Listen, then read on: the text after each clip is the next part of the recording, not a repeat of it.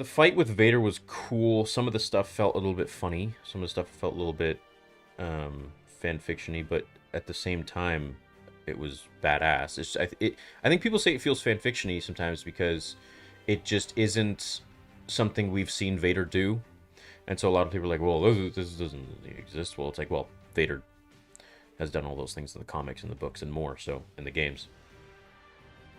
So I think, before I get to you guys' messages and stuff, um, him losing to Obi-Wan makes sense, but him losing to Obi-Wan in this time frame of Obi-Wan being like like so weak to him being who he was is a little bit it's a little bit quick, you know. Um but he found himself in the end, and he is now the Alec Guinness version of Obi-Wan, which I thought, they did a good job with.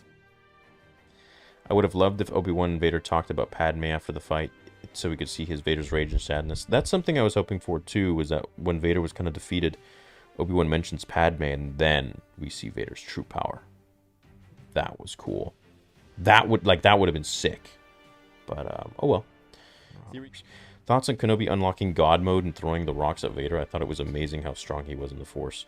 8 out of 10. Yeah, the only thing that was kind of weird to me was that he kept punching Vader's chest plate, his control box, and Vader wasn't really doing much about it. Like, he was just repetitively and Vader's just like taking it, like, what the hell? I feel like maybe like 1 or 2 hits, yeah, but did you see Obi-Wan change stances? He was using the aggressive form, swinging his saber behind his back like Anakin. Dude, he was! I know! And he was like switching hands and shit too. It was cool.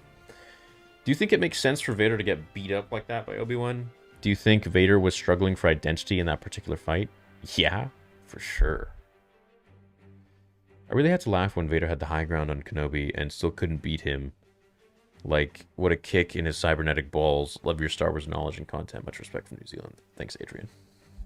Scene between Obi-Wan and Vader just felt hollow. It should have been heart-wrenching and poetic, but just felt very surface level. The cuts between Hayden and James Earl Jones' voice was great, but just not enough. Yeah, there could have been so much more for sure. Obi-Wan lets Vader twice, but expects Luke to kill his own father. Vader might not be a threat to Kenobi, but he is a threat to the galaxy. It does not make sense to the original trilogy. Yeah, it doesn't. Maybe in that time, Obi-Wan realizes that Vader really isn't changing his ways, and I'm trying to